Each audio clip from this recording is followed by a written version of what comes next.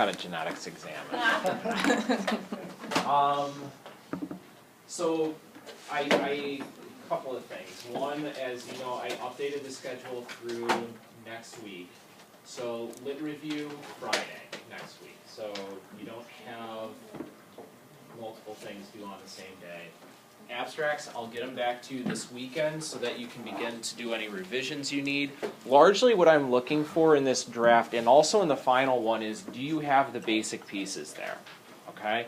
I can't argue with you on the significance probably, unless you say the significance is we're going to cure cancer. We can't do that with these, but well, I guess actually you could if it was Helicobacter pylori. But some of this is kind of personal in some ways, and so I'm not going to argue with those. I'm going to be mostly working on things like, is what you're saying what you actually mean to say. So I'm going to work on grammar, some of the writing.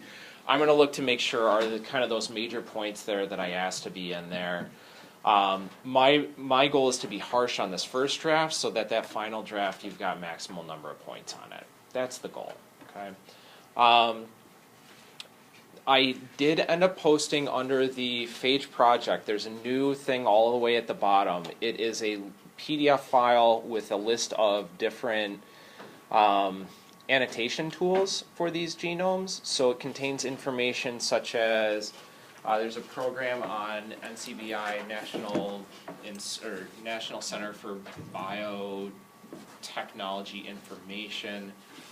It's a program called OrFinder, which will help you identify your open reading frames and annotate them. There's another program that allows you to compare your genome to known phage genomes. There's a lot of ways that you can go with this, and I am open to you going anywhere where your mind wants to with the project. Okay, so just know that I've put some resources together. It's not an exhaustive list, but they're just things that I could find while sitting 2.5 hours while he practiced his musical. Would you like to sing? I'm going to offer again. No? Okay. Anyway.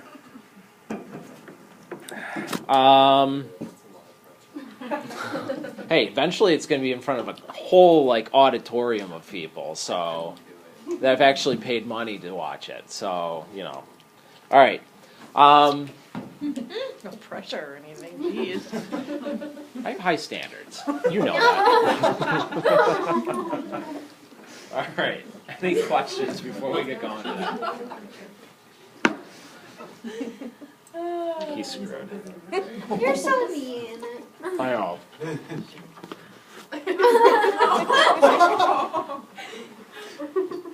All right. Let's start here. So we finished off on Monday talking about just a couple of the initial steps of phage infection. So attachment to receptors, and then the penetration step. And so with penetration, the big thing here is most of these phages have a mechanism to get through that peptidoglycan. They've got lysozyme or some other, what we would just call an exoenzyme, exolysin, that allows them to penetrate that outer membrane and the peptidoglycan. Today we're going to talk a bit about the genetics and mostly actually about timing. This is one of the first times where we actually look at what happens in depth during the biosynthesis process. I do not really care for you to know all the proteins because in this genome there are something like 200 proteins. Okay, so T4 has a 190,000 base pair genome. There's a lot going on there. And to be honest, investigators have been studying this virus for 60, 70 years, and they still don't know what every single protein necessarily does. Okay? But there are a couple of features that I do want you to be familiar with. One, genomes for phages, and this is true to an extent for bacteria as well, for human viruses as well, they're organized, meaning you put like things together. So if you look at, for example, the structure here of T4, what you see is that there are enzymes like tRNAs, thymidine kinase, endonuclease,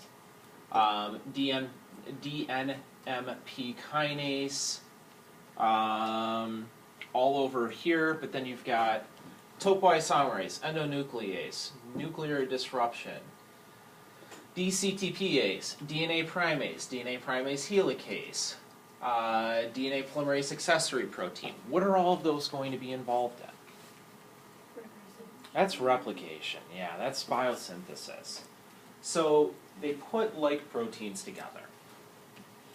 You're going to find on this extended image there are, in addition, you've got like some of the head proteins, base plates, all located close together. So this allows for regulation of these proteins at the same time. The other thing that we find is that the transcription of these proteins is regulated at roughly the same time as well.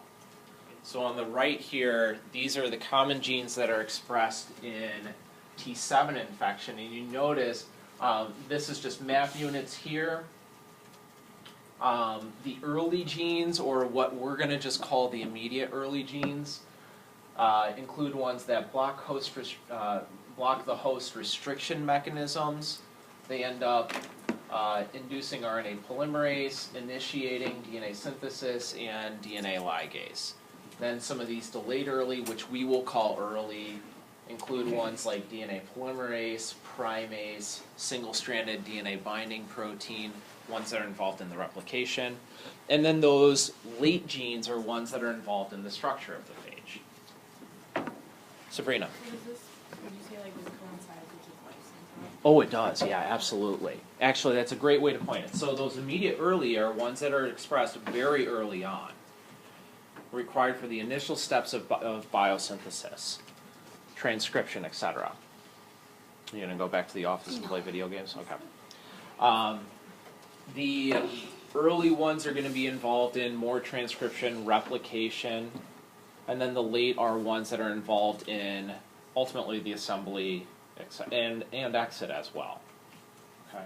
So yeah, there is that expression here will correlate with steps of the life cycle. And this isn't unusual. We find this, actually, this is quite similar to what we find with herpes viruses. That there are immediate early, late genes that are expressed that correlate with the process of the life cycle.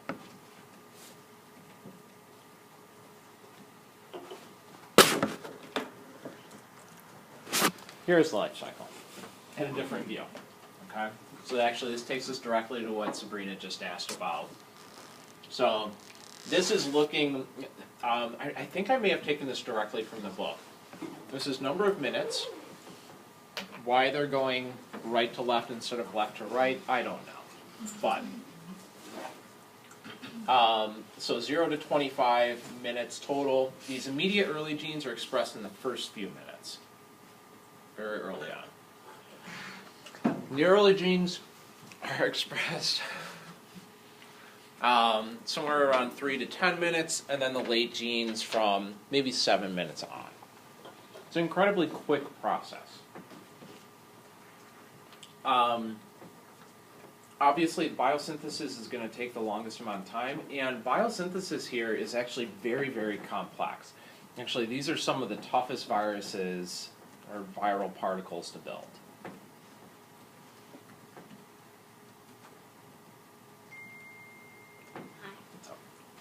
Alright. We'll talk about some of the proteins in here. We'll go through a couple of the steps in particular. The endolysins, muramidases, these are going to be involved in the exit step later on. Polins are another protein that's involved in some of those later steps.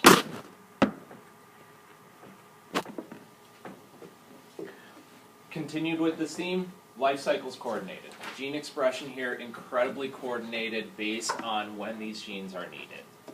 This is a slightly different image showing what they're describing as immediate early, delayed early, quasi-late, and late.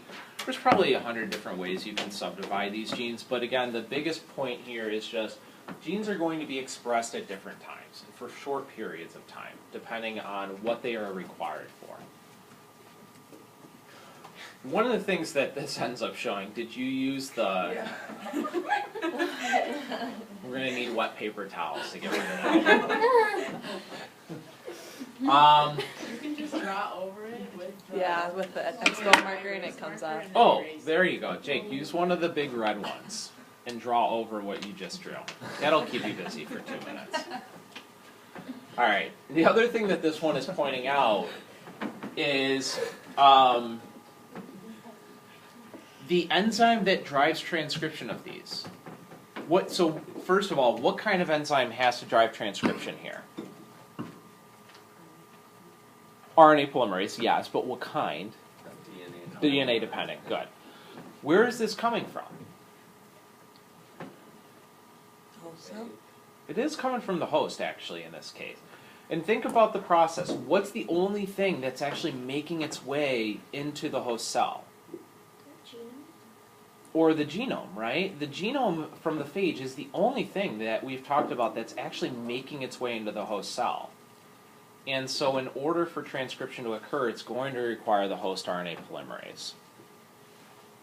What we'll find is that as this transcription process proceeds, there is a shift in the promoter regions that get recognized. And so I think we'll have to kind of take a step back and talk about this a little bit. So I want to make sure that that's largely what we're going to try to unpackage today. Actually, you know what? Let's do that now, because the next step is DNA replication, and we're not ready for that. Okay, it's still too early.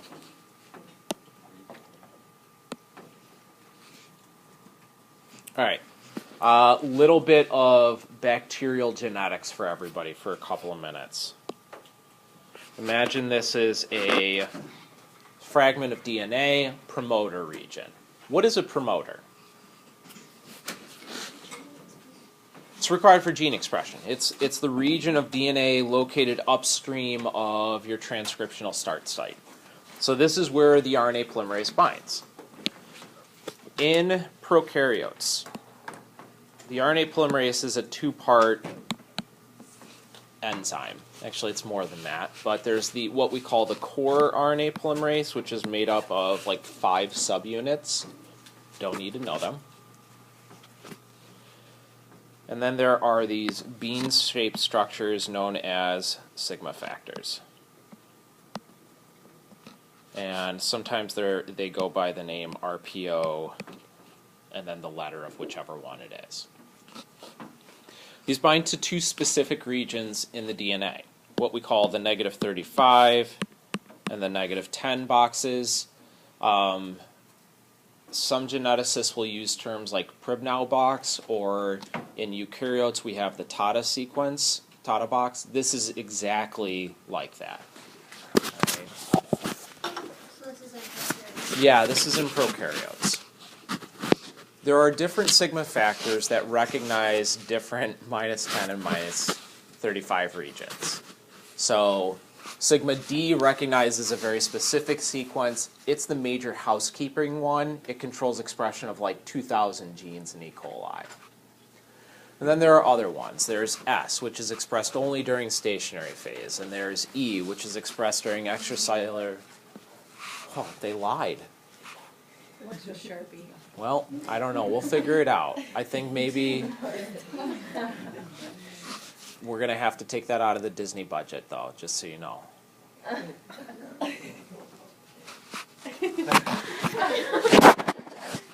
All right. So different no, it's not true. Different sigma factors will recognize different promoters, or different sequences at the -35 and -10 region. These immediate early genes that are expressed by bacteriophages like T4, their promoter regions for those immediate early genes are ones that are recognized by sigma D. So that as soon as they get in, this gene that's always expressed in prokaryotic cells will activate the transcription of those genes. We find that there are different promoters for the early and for the late genes. Okay, in other words, the minus 35 and minus 10 sequences differ slightly. And this allows for the regulation of transcription at different times. So there's a succession from one set of transcripts to another based on their promoters. So you could actually, if you're thinking about this in terms of like a phage project, one way you could determine, hey, are the genes immediate, early, or late, is by actually looking at the promoter regions and determining what is their sequence. You can start to group them, bless you, by what their sequence is, or the sequence of the promoters. I'm going to skip ahead real quick, because I don't know if I ended up putting this in here or not. I don't think I did. No. Okay. In the late genes, sigma D is actually replaced completely. And we'll talk about this. I think maybe a little bit later. We might come back to this on Monday. We'll see what time looks like. But in those late genes, there is a protein known as GP55, encoded by T4 bacteriophage. It binds to the core RNA polymerase, displaces sigma D, and actually will drive that core RNA polymerase to the promoters for late genes. In order for that to happen, obviously GP55 has to be expressed. It's one of the early genes. Okay, so it gets the mRNA for it gets made. It gets translated during early gene expression, and then ends up being expressed during the late to drive expression of those late genes. Jonah. Wait, so it binds to the core polymerase and does what? And then basically, kind of like a GPS unit or a car driver, will drive the core polymerase to promoters that GP55 identifies. Those promoters are for the late genes. So in order for those late genes to be expressed, GP55 has to be present.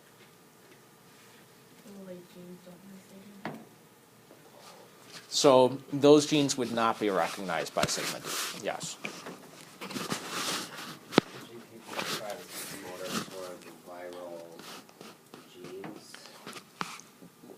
It is a protein that binds to the promoter for those viral genes. Promoter just refers to the DNA itself. So sigma D just pretty much gets the polymerase to the early stage promoter? That's a really good way to put it. Sigma D kind of just gets gets expression rolling, and then from there it's kind of like automatic, where you've got these additional steps occurring in sequence, highly coordinated as well. And a lack of any of these proteins, like a lack of GP55, is going to block these late genes from being expressed. Those late genes are the structural genes. They are the ones that are involved in making more viral particles. Jonah. Sorry, my brain's just a little... Yeah, mine too. Is sigma D a for like host protein, or is that a Host protein. Okay.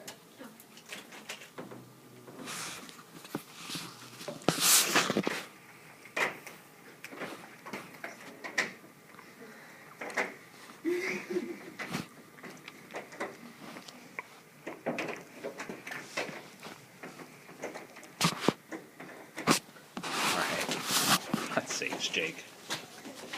All right. It could be worse.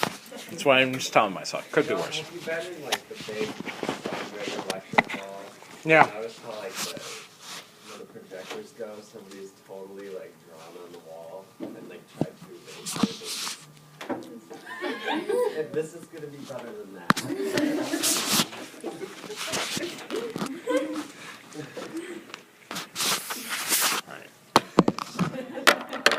Let's talk replication. Replication here proceeds as you might expect. DNA-dependent DNA polymerase. It's a viral DNA-dependent DNA polymerase, though. It doesn't use the hosts. Reason being, think about prokaryotes for a minute. Most prokaryotes have how many copies of their chromosome? One. True. One.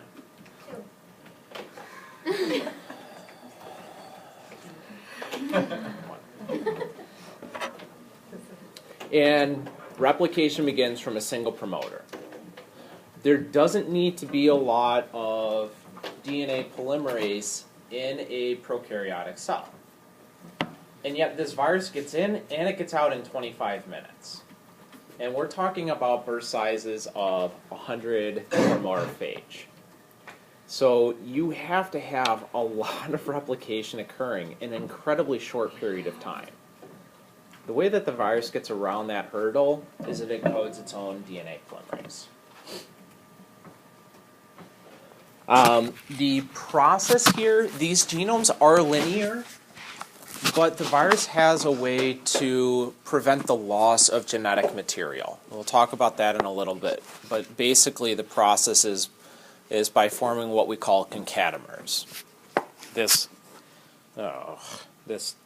intense word right here, concatamer.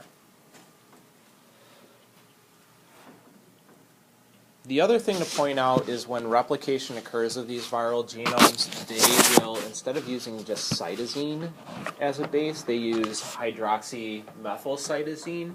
You don't need to know the structure of it, but there is an importance to it. Hydroxymethylcytosine isn't recognized by the host cell. We've talked about host cells have ways to block viral replication.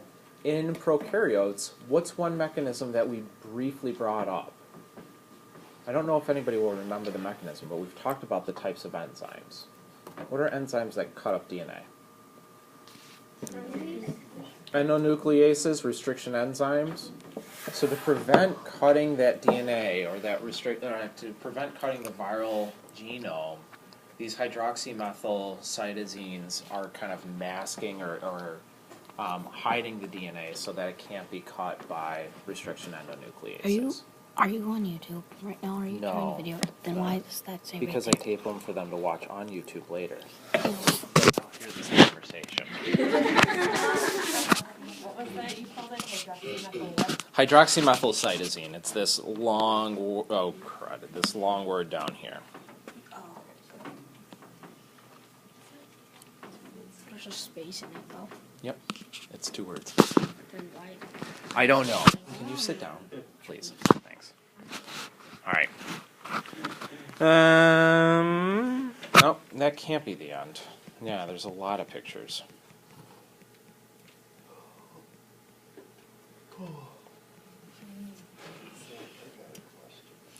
Yeah, Jonah. So with all this extra transcription that's going on right now, or when it's infected, how does the cell keep up with like a demand for nucleotides? That is a great question. You tell me. There's a demand for nucleotides. What do? You're a virus. Replicate? Well, replicate requires them, right? So how does it get them in order to replicate? Let's break down other genomic material. Like whose? All cells? Exactly. So you'll notice one of the immediate early genes is actually an endonuclease. It starts chopping up the host genome, releasing those nucleotide triphosphates, or nucleotide monophosphates. It also encodes enzymes that will allow for the addition of additional phosphates onto those monophosphates to generate triphosphates, to allow that provides the material for replication to occur. Yeah, really, yeah. So they cannibalize the host cell. Well, I guess it's not cannibalism if you're eating somebody else, but Yeah, it is. well. All right, Annie. I was just gonna ask what the concatamer was again. Yeah, let's talk about that. That's kind of a nifty term, I suppose, but tells us actually this is a mechanism that is similar to what we find in herpes viruses. Okay? We'll talk about that later. All right. So what is a concatemer, or what is this rolling circle replication?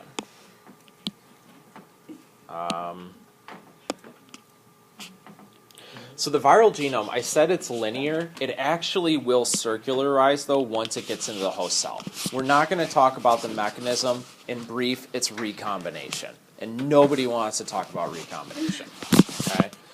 What happens at this point, then, is that there are actually multiple origins for replication to begin from. And so if we just imagine even just 4 within this genome, these will be sites where we will begin single-stranded DNA synthesis.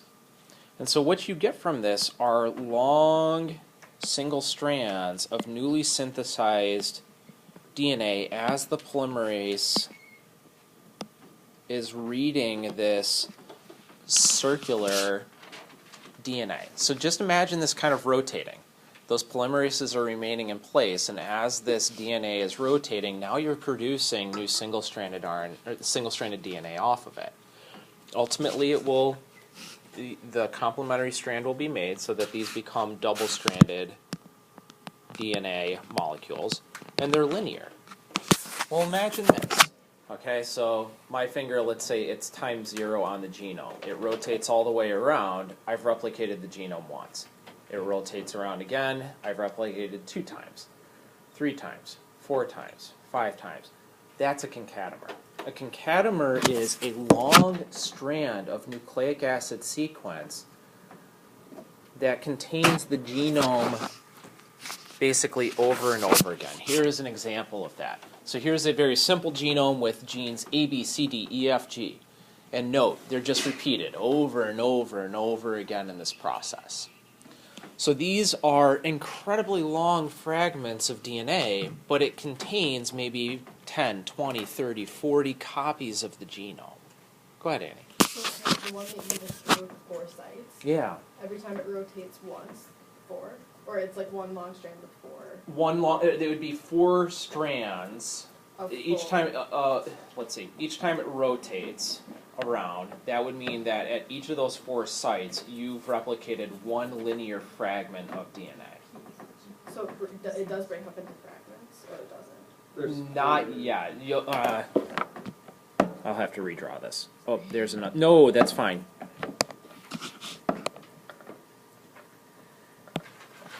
So from each of these 4,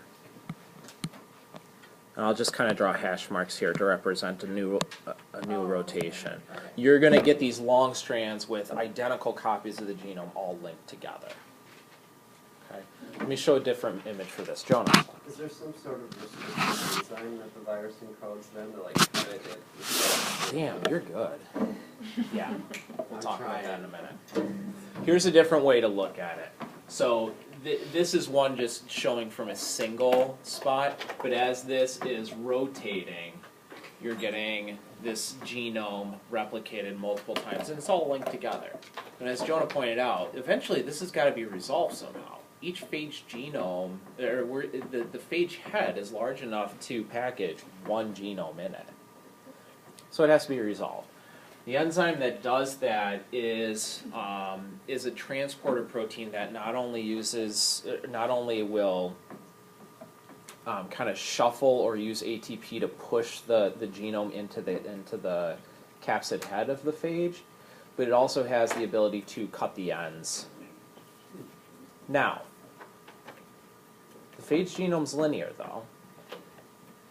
It doesn't lose genetic information along the process. Think eukaryotic genomes for a minute. One of the problems that eukaryotic genomes face is if they're linear, they lose DNA as replication occurs from one time to the next. We don't find this in phage. And we said that they linearize because they undergo some sort of recombination event. That must mean that the ends are identical. So, the other evidence to support this is the capsid head is actually large enough to fit the genome and a little bit more. So what happens?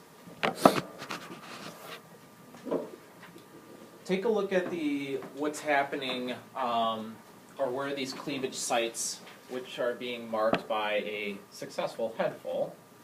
What's happening here? Each of these genomes that gets ultimately resolved, what's true about each of them?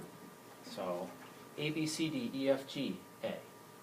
B, C, D, E, F, G, A, B. C, D, E, F, G, A, B, C. What's true about each of them? They both have A. That's true. You're absolutely right.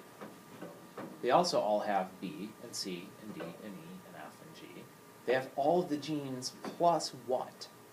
A little bit extra. A little bit extra. One of those genes in this example here is actually present 2 times. The recombination event then occurs between these homologous ends. What we say is that these genomes have terminal redundancy. Terminal meaning ends, redundancy meaning identical sequence. Meaning identical sequence. Haha, redundancy. Sabrina. Headful would be what fits into a capsid head.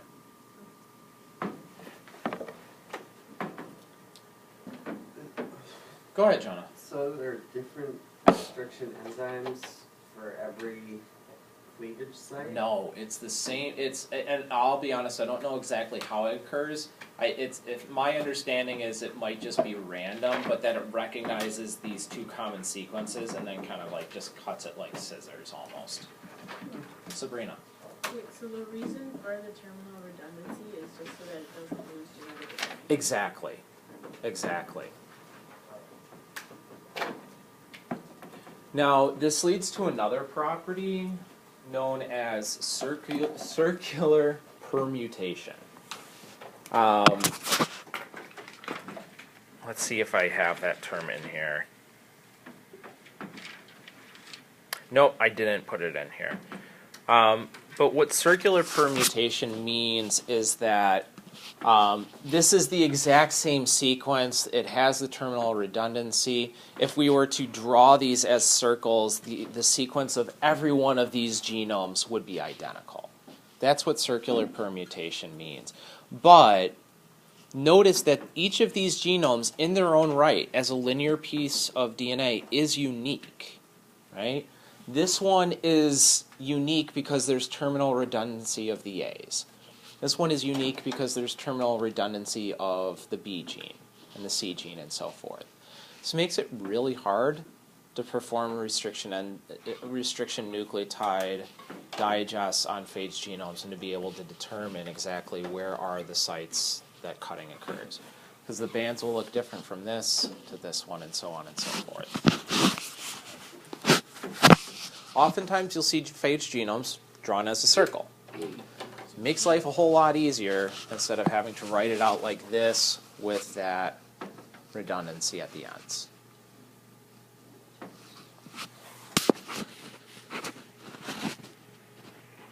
Questions on that process? The big thing here to keep in mind, I would say, are the concatemers, and that those concatemers are resolved and that they have terminal repeats on the end. Okay. So when we look at our phage genomes that we get back, we're hoping to find potentially redundancy on the ends or the ability for us to kind of circularize it in some ways.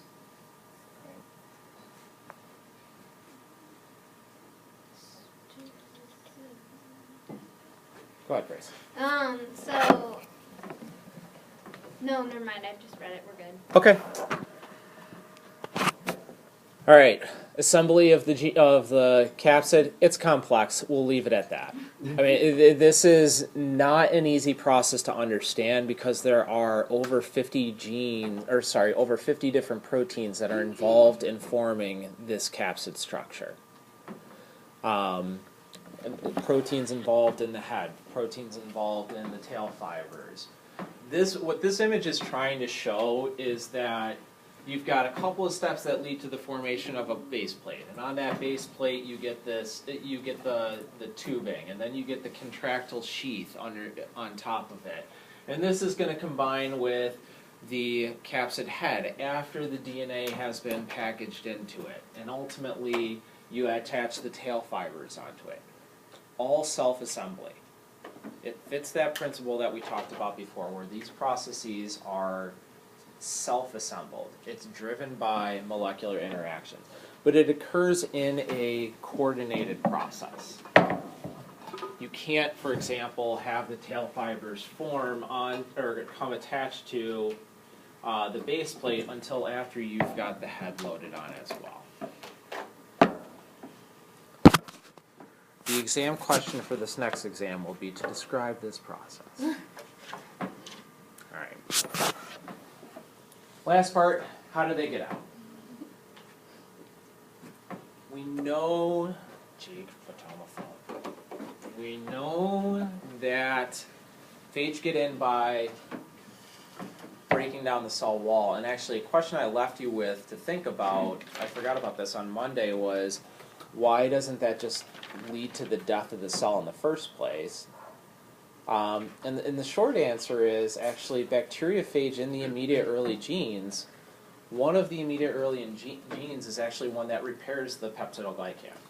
So it basically patches up that hole so that the cell doesn't lyse. Short term, doesn't need to be there for long. Go ahead, Jonah. If that tube that injects the genomic material is still in that hole, would it plug it? That's a good question. I don't know I suppose so. But if it's going all the way through, yeah, I suppose you're right. There are repair enzymes though too, so I don't know. That's a really good question.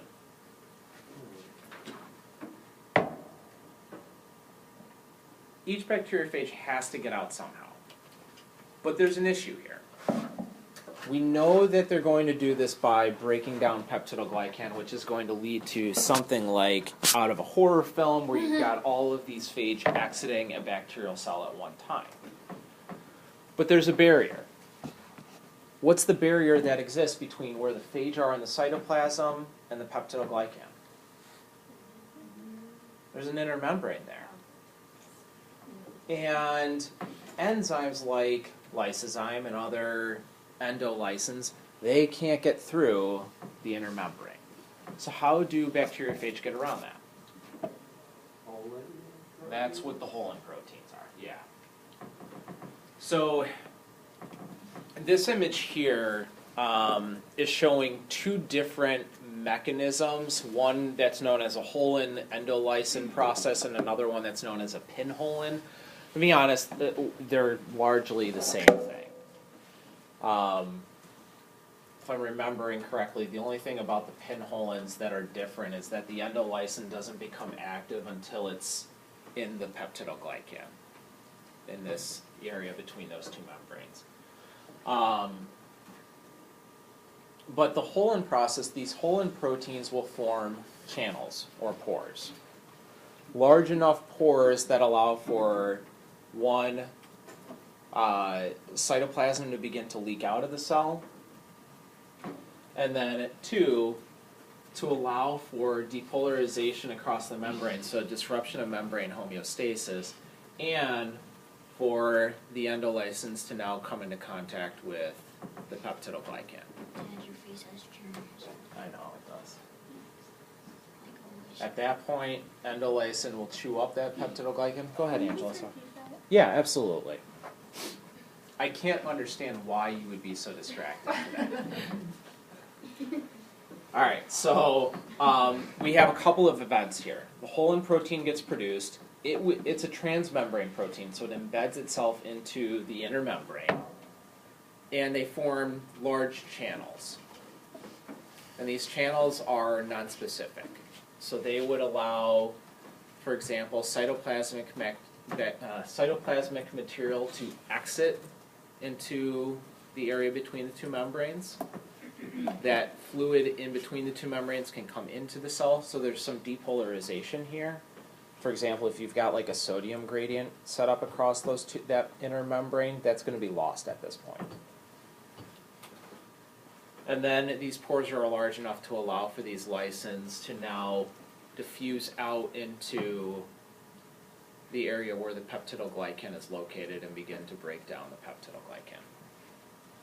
That obviously weakens the cell membrane, and eventually and then the phage all escape. Go ahead, Jonah. Did you watch that video? No, I still haven't watched it yet. I do need to.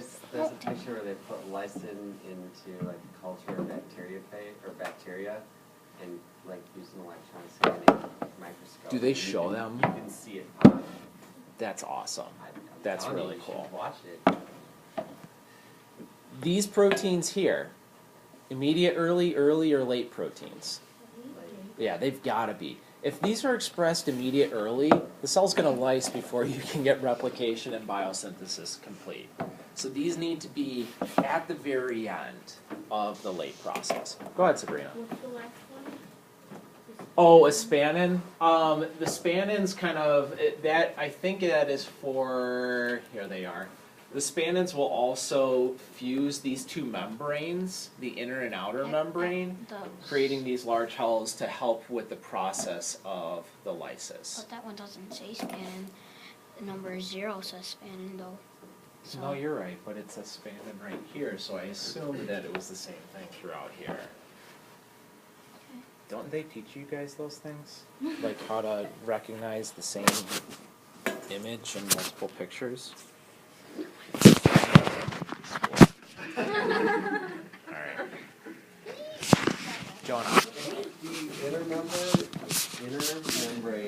and the peptidoglycan wall are both broken apart, but the outer membrane is still there. Is it still going to be just fine? I think it would. I think that's the role of those spannins, is that, and I forgot to bring that up, so thank you, Sabrina, for mentioning it. The spannins are going to help to kind of fuse that, or to pull that outer membrane inward and fuse it with the inner membrane, creating now, in areas where the peptidoglycan is broken down, creating these, essentially, channels to allow that bursting to take place. So if it was gram positive, you just have to do, that you wouldn't have to fuse the membrane? Yeah, spannins probably wouldn't be required for phage that infected gram positive, right? You would probably just need folins and then an exoenzyme or an endolysin in order to break down that cell wall.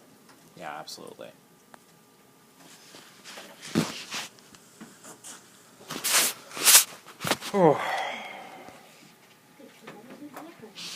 Okay, go ahead, John. No, don't. Do colon proteins just automatically localize in the membrane, or do they have to be put there, or? Well, they're transmembrane. So transmembrane proteins typically in prokaryotes have to kind of be fed into it. It's not as if it's like made just in the cytoplasm and just plopped there. That's right, yeah. You have, in order to maintain the three-dimensional structure, you have to have some sort of heat shock protein or some other facilitator scaffold protein to help keep it in its correct formation as it's being transported or put into the membrane there. Yeah. Because those hydrophobic regions that are going to embed themselves in the membrane are going to... That's enough for today. That right there. Okay. They will not fold properly in the cytoplasm. No, okay. All right, any comments? All right, so in between Monday and today, what we've covered is basically a very quick rundown of bacteriophage life cycle. I kind of go through this quick for a couple of reasons. One, I don't want to spend much time on this. I know that the interest lies in what the heck do Ebola and some of these other human viruses do. These are good models to begin to understand things like, look, it requires the host to drive transcription, and gene expression is coordinated in these larger viruses. Okay, similar genes are found together. Alright, those are kind of some major themes out of this one. There are a lot of similarities between these viruses and what we find with some of the larger DNA viruses in humans, like the herpes virus family. Concatenation, rolling circle replication is used by a herpes virus very commonly. Okay. This coordinated gene expression between immediate, early, and late genes, we do also find that process in some of these herpes viruses as well. I don't remember, I'll tell you in a minute. Here. Just say it out loud. No. Well, I could, it wouldn't really matter. It's gonna probably have to be changed in like, 10 minutes because, He's a good hack. sorry, I'm a little salty about that. Yes. It's just bogus. And mine changes all the time. Every like 2 weeks. Oh, And you can't repeat one that you Don't did say it out loud. before. With an exclamation point? Yeah, with an exclamation point. I have to have different symbols in capital letters and lowercase letters. And numbers. Huh? But we don't Because, have- you wanna know why? Because I had to change it like 20 times over break, because it kept locking me out. you should see my password. Why this? Because I was looking at it one day and I thought it would be a good one for me to memorize. Jonah. Hey everyone, it's Bunsen burner with an exclamation. You know, at one point I was trying to make a new one and I was eating some Mentos, so Mentos found its way in there. I mean, God, I was just looking for something at the point. Do viruses with like a lot smaller genomes have this sort of organized approach? Not always. Ones that, not always. Like Ebola, you won't see this. Ones with monopartite, probably the RNA with monopartite genomes, you won't see the same thing, Jonah. What we see coordination in different ways. So for example, with like polio, which is the one that you guys voted out of the tribe. Polio, it's a polyprotein, but the sites at which it gets cut to resolve it from a polyprotein into individual proteins, some of those sites are much more accessible and recognized more readily than other sites. And so that can regulate the speed at which you resolve that polyprotein or resolve the maturation step. Okay. Yeah, so there's a lot of different ways to modify this coordination. I guess I'll leave us with this for the weekend then. So here's the life cycle. We've focused on this. Our goal on Monday, we're going to talk about lysogeny a little bit and talk about the regulation of lysogeny. No homework over the weekend. Relax. Actually, I don't think there will technically be any homework over spring break too, so look forward to that. All right? What's that? Do you plan on grading? Yeah, thanks for asking. So, my plan, I will be doing the abstracts first, because that, I think, is the most time-sensitive out of everything. Then I'll begin working on the exams. My goal is to have everything to you guys by the end of next week. I'd like to have it done sooner than that. I just don't know if it'll happen sooner, because I have to write the micro exam. Micro students. Wait, were the I don't. abstracts due like at the beginning of class? I don't know. Is yours not in, Jonah? Get it to me as soon as possible, Amelia. Amelia. Why am I getting called out for this? Have a good weekend, everyone.